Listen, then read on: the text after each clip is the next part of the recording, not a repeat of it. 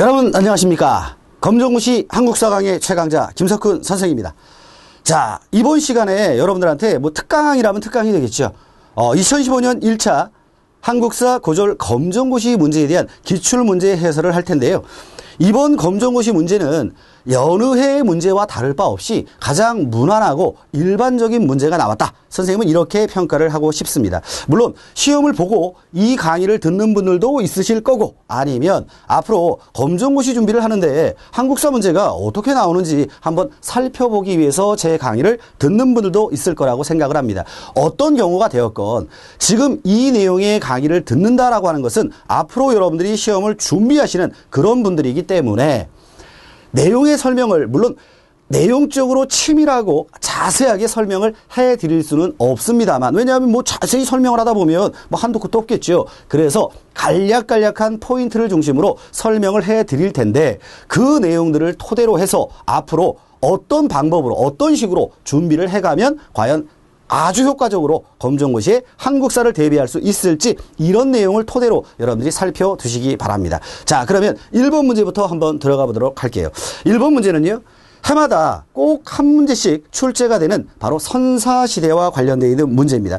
제가 아마 제 이 강의를 듣기 전에 혹시 어떤 전체적으로 기출문제 분석에 대한 내용을 듣고 이 강의를 듣는 분들도 있을 거예요. 제가 그때 뭐라고 말씀을 드렸냐면, 해마다 한 문제씩 꼭 나오는데 레파토리가 반복이 되고 있다. 뭐 청동기, 그 다음에 신석기, 구석기 이렇게 돌아가면서 한 번씩 나오는데, 올해가 바로 타이밍이 뭐였냐면요, 구석기 시대 타이밍이었어요. 정확하게 구석기 시대에 대한 문제가 나왔죠.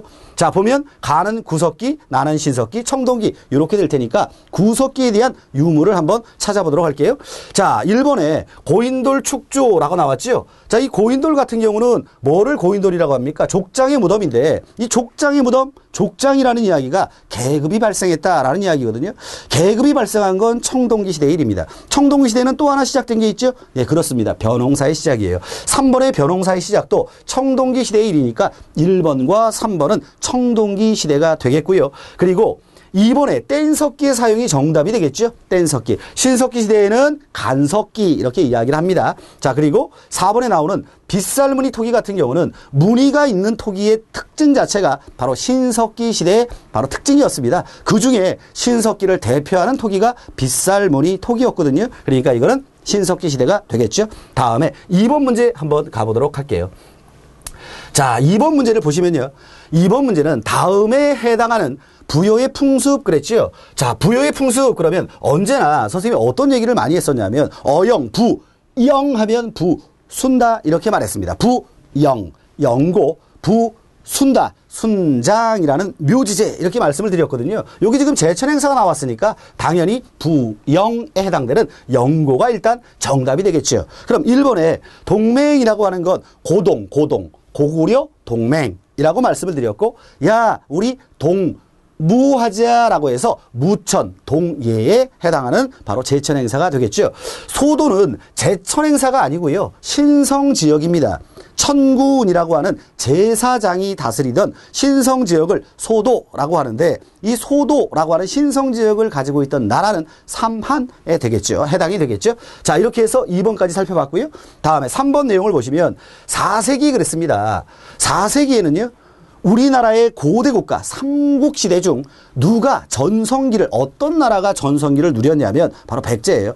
백제 중에서도 근초고왕에 해당되는 시기, 바로 이게 4세기 상황이다 이렇게 알고 계시면 되겠고, 1번이 후삼국 성립 그랬는데요. 이 후삼국은 당연히 후백제, 후고구려가 나와야죠. 후삼국이라고 하는 건 신라하대 나라가 중앙 집권력을 상실하면서 지방 각 지역에서 지방 세력이 들고 일어나고 제각각 나라를 세우는 그런 시기예요. 삼국시대 이후에 통일신라, 신라 중대, 그리고 신라 하대로 넘어가는데, 당연히 지금 4세기가 삼국시대라고 말했는데 얘는 신라 하대에 해당되는 내용이니까 전혀 거리상 맞지가 않겠죠. 정확한 연대로 이야기를 하면 후백제는 견훤에 의해서 900년, 그리고 후고구려는 궁예가 901년에 성립을 시키게 됩니다. 엄밀히 말하면 901년에 후삼국이 모두 형성이 되는 거니까 10세기 초에 해당되는 그런 내용입니다. 다음에 신라가 당과 동맹을 체결한 것은요, 원래 신라가 삼국을 통일하는 과정, 이 과정에서 진덕 여왕이 고구려와 먼저 손을 잡으려고 노력을 합니다. 당시 연개소문이 이런 신라의 제의에 거절을 하고 말아요. 이것 때문에 진덕여왕은 특사로 당나라에 김춘추를 보내게 됩니다. 이 김춘추가 당과 동맹관계를 체결하게 되고 이후에 나당 연합군을 형성하면서 삼국 통일의 대업을 달성하게 되는 거죠. 이건 세기로 따지면 7세기 후반에 해당되는 내용입니다. 그래서 맞지가 않는 내용이 되겠죠. 3번은 백제가 고구려의 평양성을 공격하였다. 선생님이 이 고대국가 이야기를 할 때 전쟁 중 삼국의 항쟁 과정 중 죽은 왕이 3명이 있다 이렇게 말씀을 드렸어요. 첫 번째가 바로 아이고 원망스럽다. 고구려의 고국 원왕이에요. 원망스럽다 고국 원왕. 그러면 이 고국 원왕이 누구한테 전사를 한 거냐? 근초고왕한테 전사를 하게 되는 거죠. 3번이 정답이 되겠습니다. 자, 나머지 2명의 죽은 왕들은 누구냐? 물론 지금 그 왕들은 다 죽고 없죠. 전쟁 중 죽은 왕, 전사한 왕, 이 왕을 말씀을 드리는 거예요. 백제는 2명이 있습니다. 누구냐면 장수왕, 5세기 장수왕 때 장수왕이 백제 수도인 한성을 함락시켜요. 한성이 함락당하자 백제왕이 얼마나 괴롭겠어요. 아이고 괴로워. 계로왕이 2번째 전사한 왕. 그리고 성왕이 7세기예요. 성왕이 진흥왕과 6세기에 성왕이 진흥왕과 연합을 합니다. 이래서 한강유역을 같이 회복을 해요. 같이 회복을 하는데 진흥왕이 배신을 때리는 거죠. 한강을 자기 혼자 싹 먹어버립니다. 성왕이 얼마나 성질나겠어. 그래서 쳐들어갔다가 내복병한테 전사를 당하게 됩니다. 요 3명의 왕들은 꼭 좀 여러분들이 알아주시면 좋겠어요. 선생님이 말한 요 스토리까지, 다른 왕과의 관계성까지요. 자, 이렇게 해서 정답은 3번이 됐고요. 고구려는 남한강 유역으로 진출했다. 자, 조금 아까 말씀드렸던 남하 정책을 시도했던 왕이 누구냐면 바로 5세기 장수왕이에요. 장수왕이 남하 정책을 하면서 한성도 함락시키고 남한강 유역까지 진출을 합니다. 고구려가 남한강 유역까지 진출했음을 알 수 있게 해주는 비문이 바로 중원 고구려 비입니다. 그 내용까지 알아두시면 되겠죠. 자, 다음에 4번 문제를 보시면요. 요 4번 문제 같은 경우는 어떤 형태로 지금 등장을 했느냐. 다음 설명에 해당하는 고려의 토지제도 이렇게 이제 나왔는데요. 선생님이 이 고려의 토지제도 그러면 뭐라고 많이 말씀을 드리냐면 이런 얘기를 해요. 역시 개경이다. 뭐 이런 얘기를 많이 하는데요. 역시 개경. 물론 기본적으로 고려에 해당되는 토지제도는 먹을 걸 주는 전지, 땔감을 주는 시지, 그 전지와 시지를 합쳐서 전식과 이렇게 이야기를 하는 거예요. 정답은 일단 먼저 전식과라고 이야기를 하고요. 그 다음에 이 고려에서 이 전식과의 순서를 여러분들이 추가적으로 좀 알아두실 필요가 있는데 고려의 수도는 어디입니까? 선생님이 맨날 이렇게 물어봐요. 뭐예요? 역시 개경이죠. 뭐라고요? 역시 개경. 선생님이 지금 역시 개경 그랬는데 역분전이다. 시정전식과다. 개정전식과 경정전식과 이렇게 해서 역시 개경이란 말은 전식과의 변화에 대한 순서까지 여러분들이 좀 알고 계시면 좋기 때문에 말씀을 드린 겁니다. 자, 1번에 노급이라고 나오고 있는데 이 노급이라고 하는 것은 고대국가에서 관료와 귀족들에게 무엇을 준 거냐면 조세를 거둘 수 있는 수조권이라고 하는 말은 조세를 거둘 수 있는 권리다 이 소리입니다. 이 수조권과 더불어 무엇을 지급한 거냐면 노동력을 사용할 수 있도록 만든 그것을 우리가 뭐라고 한다? 노급이라고 이야기를 합니다.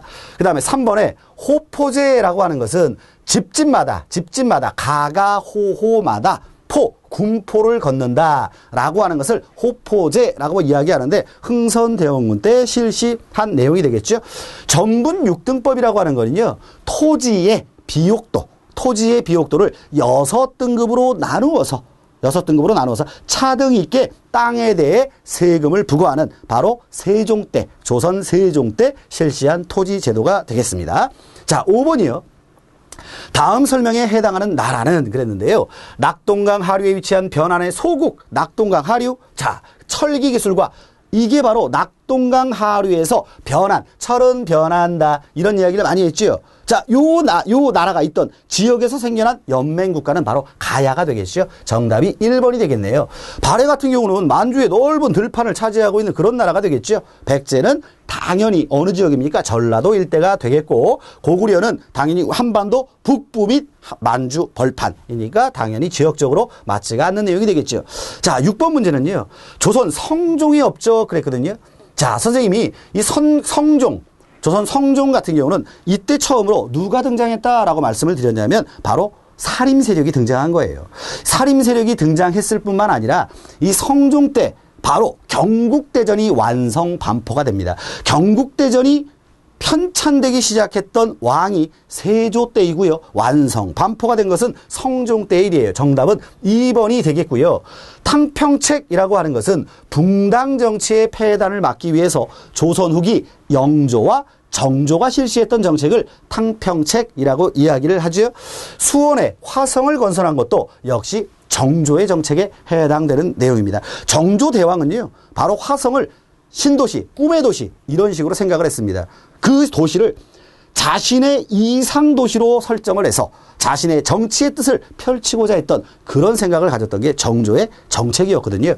다음에 훈민정음을 창제한 걸 모르시는 분들은 집에 가시라고 그랬죠. 아, 집에 다 계시다고요? 계세요, 그러면. 자, 훈민정음은 당연히 세종 때 창제가 된 거죠. 자, 이렇게 해서 6번 문제까지 봤고요. 다음에 이게 좀 이 화면이요. 원래 화면이 이렇게 하면 올라갔다 내려갔다 그래야 되는데, 예? 이게 제가 좀 작동법을 잘 몰라요. 그래서 좀 제 임의대로 그냥 여러분들 그 아시죠? 컴퓨터에서 이렇게 하는 거, 올라갔다 내려갔다 하는 거. 예, 그걸로 지금 하고 있습니다. 예, 용서해 주시기 바랍니다. 자, 7번 문제 보실까요?